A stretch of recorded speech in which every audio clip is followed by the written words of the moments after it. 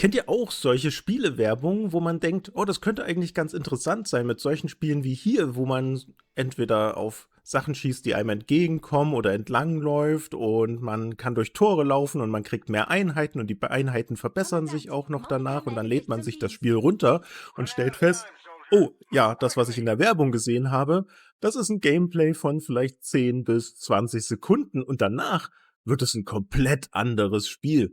Dann wären das irgendwelche Aufbausimulation oder Gacha-Games, wo man Charaktere sammeln und verbessern muss oder wo man dann einen Multiplayer hat, was so ein bisschen ist wie, verteidige deine Stadt, verbessere deine Städte, werte deine Gebäude auf und natürlich gibt es immer wieder Werbung. Das meiste, was es in dem Spiel gibt, ist Werbung, Werbung, Werbung. Wenn man die Werbung abschalten will, dann kostet das meistens 9,99 €. Aber das ist ja nicht der Clou, wenn ich nur 9,99 € bezahlen müsste, um alle Werbung abzuschalten. Nein, du hast dann noch die Möglichkeit, Sachen zu beschleunigen mit Werbung oder Sachen zu bekommen mit Werbung gucken oder natürlich mit Microtransactions. Und da gibt es zigtausende von Spiele mit so einem ähnlichen Konzept, aber mit haufenweise Werbung und Microtransactions, wo die Preise auch, was weiß ich, astronomisch sind und ich nicht weiß, wer die eigentlich tatsächlich bezahlt. Aber es gibt ja scheinbar Leute, die das tun. Deswegen habe ich mir gedacht, es muss doch eine Möglichkeit geben, so ein Spiel zu machen ohne Werbung und ohne Microtransactions und dann habe ich es einfach gemacht. Oder sagen wir es mal so, ich habe es versucht und ihr könnt gucken, was dabei am Ende rausgekommen ist. Ich habe mich dagegen entschieden, das Ganze mit Unity oder Unreal Engine zu machen, weil das jetzt nicht unbedingt das Beste für mich ist, für das Web zu entwickeln, denn ich dachte mir, ich will das Spiel ja nicht nur für mich machen, sondern ich will es ja auch für Leute machen und was ja die beste Möglichkeit, das irgendwie online zur Verfügung zu stellen. Eine App, naja, auch nicht unbedingt, weil ja, man muss erstmal ganz schön was dafür bezahlen, um das als Android- oder iOS-App zu machen und wenn, dann will man ja beides abdecken. Also bleibt mir eigentlich nichts übrig als eine Web-App, das heißt eine Webseite. Und dafür ist eigentlich Unity ganz gut geeignet, aber meine Erfahrung mit Unity ist jetzt nicht so Bombe. Also habe ich gesagt, okay, lasst uns das Ganze einfach coden, denn es gibt 3GS. Das habe ich dann genommen mit React und natürlich noch White und anderen Dingen. Und da muss man erstmal Abhängigkeiten runterladen, Abhängigkeiten runterladen, Abhängigkeiten runterladen. 10 Kaffees später haben wir dann alle Abhängigkeiten heruntergeladen und dann geht es natürlich erstmal darum, das Projekt aufzusetzen. Das heißt, wir machen erstmal ein paar kleine Dateien, schreiben erstmal ein bisschen Code, dass wir überhaupt eine App haben und die App sieht dann so aus. Wow, Bombe, weiße Seite, geil. Ja, aber das ist tatsächlich nach diesen ganzen Zeilen Code erstmal das allererste, was wir haben. Und danach geht's weiter. Wir schreiben mehr Code und kriegen dann eine Seite mit Verlauf. Wow, cool. Aber wir wollen ja nicht nur eine Seite mit Verlauf, wir wollen ja auch, dass das Ganze mobile funktioniert. Deswegen machen wir dann eine Version, die so ein bisschen aussieht wie mobile. Ist auch erstmal nur blau, also nicht viel zu sehen. Und wir machen natürlich weiter und haben schon mal einen Schatten, wo wir hoffentlich dann unseren Spielecharakter einfügen können. Als nächstes gibt es natürlich die Straße und ja, ich habe die Straße natürlich in der falschen Richtung aufgebaut. Das Blaue soll Wasser sein, sieht jetzt noch nicht so nice aus, weil wir jetzt keine Assets oder so gemacht haben. Das ist alles über Code einfach nur geschrieben. Sieht schon besser aus, läuft aber rückwärts. Ähm, ja, müssen wir natürlich die Richtung ändern. Ihr werdet sehen, dieses Richtung ändern, das wird sich noch einschleichen ab und zu, weil ich immer Probleme habe, die Richtung richtig zu machen mit X, Y, Z. Und dann sieht das Ganze erstmal so aus, was ja schon mal gar nicht schlecht ist. Und ich wollte noch ein Brückengeländer und dann kam das. Ja, und dann habe ich irgendwann aufgegeben, habe gesagt, okay, mit Code ist ja schön und gut, aber wenn ich nicht sehe, was ich mache und jedes Mal speichern muss, wird's schwierig. Also bitte hilf mir, ChatGPT. So, und nachdem mir ChatGPT geholfen hat, sieht's dann so aus. Ist schon wesentlich besser, würde ich sagen. Wir haben was schießt, ohne einen Charakter und eine Brücke und eine Straße. Dann haben wir noch ein bisschen zusammengearbeitet, eine Kugel gemacht, die Sachen abschießen kann, was schon ein bisschen eher an unser Gameplay rankommt. Und so geht's natürlich weiter. Habe ich dann Schritt und Schritt vorgearbeitet, die Kugel zu mehreren Objekten gemacht, dass wir Einheiten haben, die dann auch mit abschießen, weil wir wollen ja auch Einheiten haben wie in dem Spiel. Die haben sich noch ein bisschen komisch bewegt, können jetzt aber auch schießen. Die Bewegung machen wir dann später, wenn wir dann richtige Einheiten haben. So, das sieht jetzt ein bisschen komisch aus von der Formation, ist aber erstmal egal. Hauptsache, es funktioniert. Man sieht aber, die Schussgeschwindigkeit ist vielleicht ein bisschen schnell. Was brauchen wir noch? Tore. Natürlich, Tore zum Durchlaufen, wo wir dann mehr werden oder weniger werden.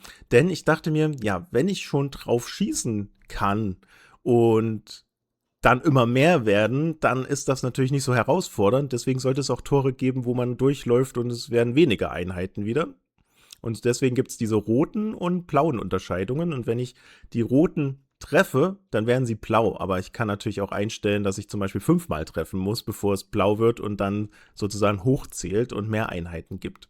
So, jetzt müssen wir auch Zahlen dran schreiben, die leider schon wieder falsch rum sind. Ihr seht, mit den Richtungen hapert es manchmal noch so, aber ja, so ihr könnt euch das vorstellen. Man sieht dann, wie viele Einheiten man dazu bekommt oder abgezogen werden. Dann habe ich die Zahlen natürlich umgedreht. Jetzt kann man es auch lesen. Dann habe ich ChatGPT gefragt, ob er mir nicht vielleicht einen Charakter erstellt. Natürlich Low Poly oder Low Poly. Wenige Polygone und relativ einfach, weil wir wollen ja jetzt nicht gleich übertreiben. Und dabei kam dann das hier raus. Ja, ist auch schon okay. Fand ich aber jetzt noch nicht so, weil ich wollte mehr so in diese cartoonische Richtung gehen. Und dachte mir, okay, versuchen wir es nochmal anders. Und dann habe ich gesagt, können wir noch mal eine Version erstellen, die ein bisschen niedlicher aussieht, ein bisschen mehr cartoonischer gestylt ist. Sagte, ja, sieht dann so aus, eher wie ein Sumo-Ringer. Habe ich gesagt, nein, mach bitte mal noch eine andere Version davon. Wurde dann natürlich immer besser, sah dann so aus. Ja, habe ich gesagt, ja, schon fast. Mach mal weiter. Wurde jetzt besser, sah dann so aus. Ist schon wirklich der Style, den ich dann eher verfolgen würde. Aufgabe ist natürlich nun, diesen Charakter irgendwie ins Spiel zu bekommen. Und da habe ich mir zum Beispiel Meshi AI angeguckt und gesagt, okay, ich probiere es mal damit. Habe das auch ausprobiert und festgestellt, okay, wenn ich jetzt ein Bild nehme, wo 3 Leute drauf sind, dann macht er mir auch ein 3D-Modell mit 3 Leuten. Ist natürlich ein bisschen schlecht und man sieht auch, die Füße sind vorne und hinten ist gleich vorne. Also irgendwie hat das noch nicht so richtig geklappt, denn mit Blender bin ich noch nicht ganz so bewandert, um mir da schon eigene Modelle zu erstellen, und Assets ist immer so ein bisschen gefährlich, wenn man nicht weiß, ob die vielleicht geklaut sein könnten, wenn die kostenlos sind. Nachdem das mit Meshi nicht so gut geklappt hat, habe ich dann Rodin versucht, auch ein gutes Tool. Und da wurde es dann auf jeden Fall schon besser. Und wir haben tatsächlich ein Modell rausbekommen, was man erstmal so nehmen konnte, zum Testen natürlich. Das habe ich dann erstmal in Blender importiert, um das noch ein bisschen zu bereinigen, weil bereinigen kann ich einigermaßen. Wir müssen nämlich ein paar Polygone wegnehmen und die Komplexität etwas senken und auch das Mesh ein bisschen bearbeiten und die Texturen. Und genau das habe ich dann erstmal gemacht.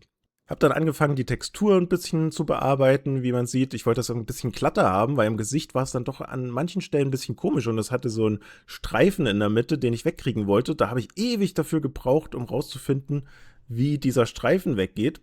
Stellte sich dann raus, es war tatsächlich kein Problem vom Mesh selbst, sondern von der Map. Das heißt, ich musste einfach eine Textur wegnehmen, die Normal Map, und dann hat das Ganze geklappt. Die habe ich bereinigt, dann war das alles schön smooth. Und dann auch noch natürlich ein Skelett hinzufügen, denn ohne Skelett bewegt sich nachher unsere Figur auch nicht.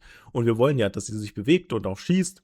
Und deswegen dachte ich mir, Skelett importieren und rein damit. Das Gute ist, Blender unterstützt das schon mit so einem Skelett. Also habe ich das Blender-Skelett genommen, habe das alles schön angepasst, wunderbar, ganz toll angepasst. Bis ich festgestellt habe, funktioniert mit dem Skelett aus Blender gar nicht bei Mixamo. Das ist viel zu komplex. Mixamo braucht ein weniger komplexes Skelett, und da habe ich natürlich dann erstmal ein bisschen rumprobiert und herausgefunden, dass man das Mixamo auch nutzen kann, um sozusagen ein neues Skelett zu erzeugen und das dann zu benutzen. Also habe ich das getan und voilà, ja, wir haben unsere ersten Bewegungen, yippie. Das heißt, die Mixamo-Bewegung können wir jetzt tatsächlich nach Blender importieren und auf unseren Charakter legen und diesen Charakter dann auch mit diesen Sachen animieren. Also habe ich mir ein paar Animationen rausgesucht, zum Beispiel Tod, weiß man nie, ob man das unbedingt braucht. Kann auch sein, dass wir es gar nicht benutzen. Dann Schießen im Laufen, weil wir laufen ja die Straße entlang, habe ich mir jedenfalls so vorgestellt. In dem Video kamen die Zombies nur so auf einen zu und ich dachte mir, ja, Laufen ist eigentlich irgendwie cooler, hat man was zu tun, hat dann ein bisschen was von so einem Endlos-Runner und hat dann noch ein paar andere Animationen mit reingenommen. Und natürlich müssen wir das auch ein wenig glatt ziehen in Blender. Und was ich dann noch gemacht habe, ist natürlich den Schritt verschönern. Nein, ich habe die Textur etwas neu bemalt, weil es gab doch schon einige Stellen, die durchgeschieden haben und nicht so schön waren und auch sehr schwammig, sage ich mal, teilweise waren oder an bestimmten Stellen mit den Farben sehr durcheinander gewesen ist. Das ist halt, wenn man das per AI erzeugt, nicht so einfach, dann das wirklich sauber hinzubekommen. Das heißt, wir müssen auf jeden Fall das Ganze ein bisschen säubern und am Ende sah es dann wunderschön aus, wunderschön glänzend und alles und auch mit Animationen. Aber Animationen nutzen uns auch noch nichts, wenn wir keine Waffe haben. Und deswegen habe ich mir die Aufgabe genommen, das diesmal nicht mit KI zu erzeugen, sondern die Waffe einfach mal selber zu machen in Blender. Das hat dann auch wieder einige Zeit gekostet, also auch 100 Kaffees später haben wir dann tatsächlich geschafft, eine Waffe zu modellieren. Ich habe mir hier eine Desert Eagle ausgesucht und die sah dann so aus und passte dann auch wunderbar in die Hand von unserem Charakter. Habe ich dann noch an einen von den Bones, also von den Knochen des Skeletts angeheftet, für die Hand ausgerichtet, damit es dann auch passt. Und das Schöne ist ja, unsere Spielecharakter ist eigentlich so klein, dass man das gar nicht sieht. Ich hätte mir gar nicht so viel Mühe geben müssen. Jetzt passt das Ganze auch mit der Animation vom Charakter. Er hält die in der Hand, kann damit laufen, kann damit schießen. Und die Aufgabe, die wir jetzt haben, ist, das Ganze irgendwie ins Spiel zu bekommen. Und da habe ich mir so einen Editor erstellen lassen von Codex. Und da kann ich mir sozusagen verschiedene Dinge einstellen. Einmal unseren Charakter, ob er was in der Hand haben soll und wie groß das ist, was er in der Hand haben soll und dass es an dem richtigen Knochen angeheftet ist. Und dann müssen wir den Charakter ins Spiel importieren. Und das sieht dann so aus, weil ich die Größe falsch eingestellt habe und die Kamera zu nah rangezoomt habe. Okay, nochmal ein bisschen kleine Codeänderungen. Und dann haben wir tatsächlich unseren Charakter plus noch ein paar Einheiten, die sich quasi hinter unserem Charakter sammeln.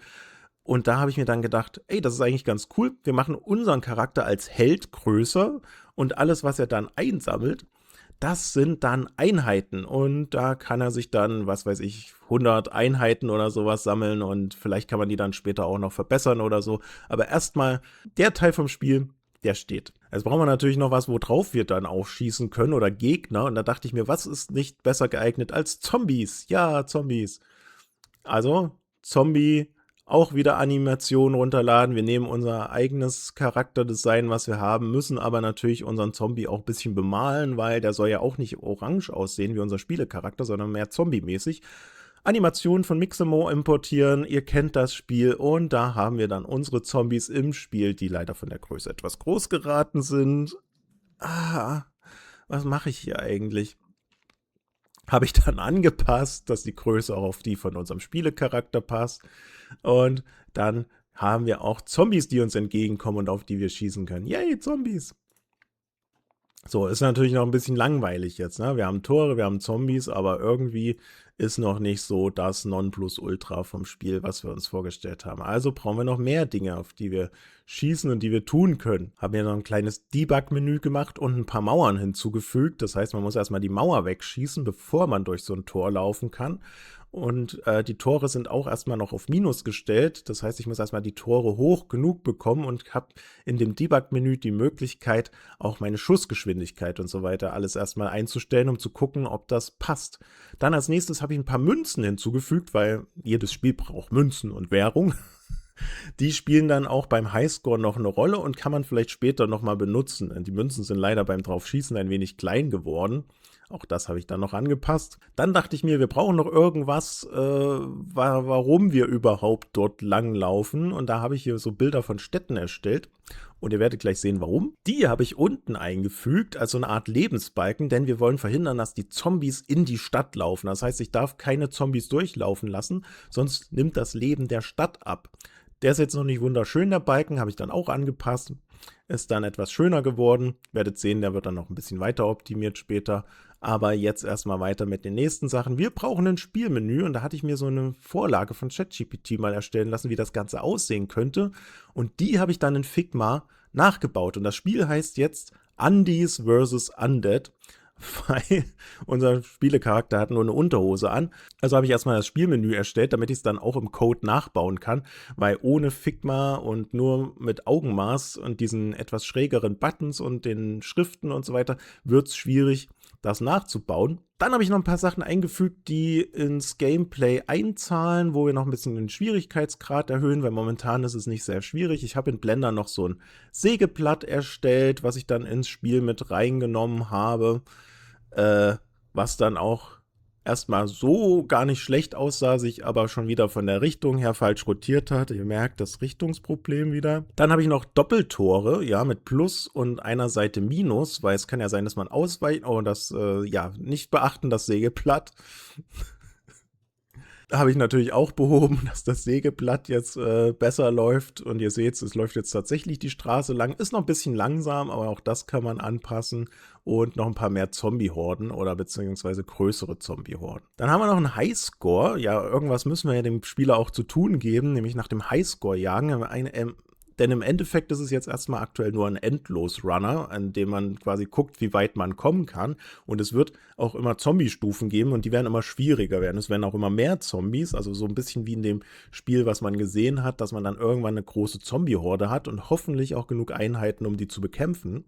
Dann habe ich mir nochmal ein Auto erstellen lassen, das ich aber auch erstmal bereinigen musste. Das ist auch ein 3D-Modell, was ich mir jetzt nicht direkt zugetraut habe. Also Low-Poly Auto habe ich dann erstmal die Polygone bereinigt, den Innenraum, das Fenster selber neu gemacht. Man sieht es hier so ein bisschen, haben natürlich auch wieder genauso wie bei unserem Modell die Farben angepasst, die Texturen bereinigt, die Meshes bereinigt, alles ein bisschen schicker gemacht, etwas schöner gemacht, damit es ordentlich aussieht. Ich habe neue Fensterscheiben eingesetzt, die auch wirklich aussehen wie Glas, zerbrochenes Glas erstellt.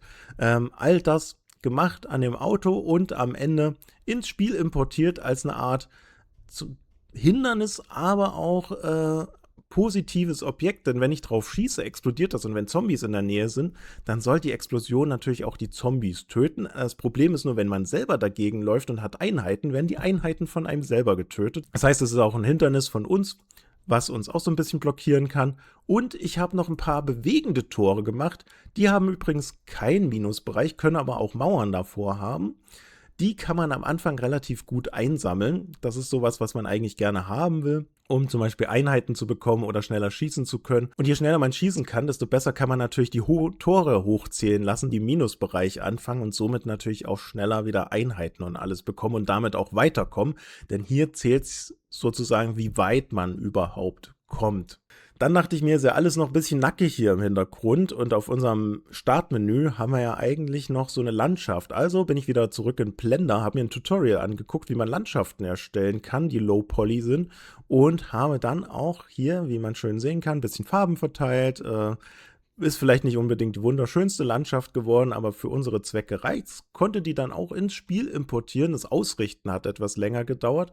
Und jetzt sieht es doch schon etwas mehr nach einem angenehmen Gameplay aus, würde ich sagen.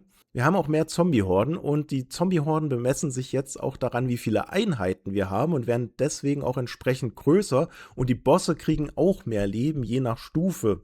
Das heißt immer, je weiter wir kommen, desto schwieriger wird es und das bringt uns dann auch dazu, immer mehr einsammeln zu müssen, aber auch einsammeln zu können, aber die Tore werden natürlich auch immer schwieriger und das heißt, es wird jetzt tatsächlich ein gewisser Schwierigkeitsgrad hier weit genug zu kommen und den Highscore hochzuklettern. Und soweit ist jetzt erstmal das Spiel. Das ist auch online und ihr könnt es tatsächlich schon spielen. Und dann habe ich mir noch eine kleine Story einfallen lassen. Und wenn ihr das sehen wollt, dann müsst ihr auf die Website gehen, die unten verlinkt ist. Die habe ich auf comic.de nämlich mit hochgeladen, dieses Spiel. Und könnt ihr dort kostenlos, ohne Werbung, ohne Microtransactions spielen. Und ich werde natürlich noch weiter dran arbeiten, das zu verbessern. Es werden noch einige Bugs da sein. Es ist vielleicht noch nicht so besonders toll spielbar, aber es ist auf Mobile verfügbar. Also ihr könnt es auf dem Handy spielen, ihr könnt es auf dem Tablet spielen, ihr könnt es auf dem Desktop spielen, also auf eurem PC. Sollte überall funktionieren. Ich will natürlich auch weitermachen und ihr könnt mir dann mit euren Kommentaren noch so ein bisschen helfen, was wir zum Beispiel noch so einbauen können. Und eine Sache, die ich schon mal gemacht habe, ist diese hier. Ich habe eine Karte designt, wie das vielleicht mal aussehen könnte, dass man bestimmte Waffen sammeln kann und die vielleicht auch bestimmte Dinge tun, wie zum Beispiel mehr Schaden oder schnelleres Feuern und dass man die vielleicht aufleveln könnte oder auch den Helden aufleveln könnte oder unsere Einheiten aufleveln könnte. Sozusagen immer dadurch, dass wir weiterkommen und mehr Gold einsammeln und vielleicht auch noch irgendwas anderes einsammeln, keine Ahnung. Das war quasi die Idee dahinter, einfach eine coole Spieleseite zu haben, wo man verschiedene Spiele hat, die sonst vielleicht auch ganz cool gewesen wären, aber voll mit Werbung und Microtransactions, die gar keinen Spaß machen, einfach dadurch, da wieder den Spielspaß reinzubringen. Und geht einfach rauf, probiert's aus und wir sehen uns hoffentlich beim nächsten Video, bei dem wir dieses Spiel noch ein bisschen weiterentwickeln. Bis dahin, meine lieben Freunde, Tschüssikowski.